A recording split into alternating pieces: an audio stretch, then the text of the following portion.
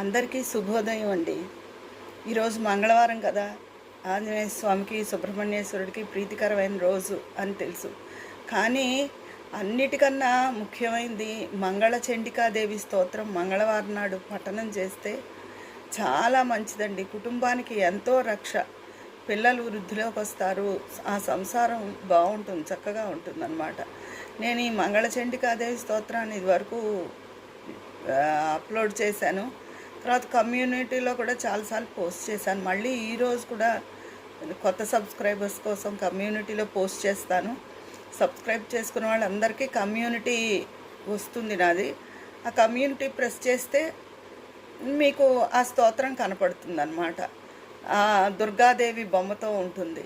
అంటే ఇంత వివరంగా ఎందుకు చెప్తున్నానంటే చాలామంది కమ్యూనిటీలోకి ఎలా వెళ్ళాలమ్మా అని అడుగుతూ ఉంటారు. అందుకని తప్పకుండా ఈరోజు ఆ స్తోత్రాన్ని అందరూ చదువుకోండి.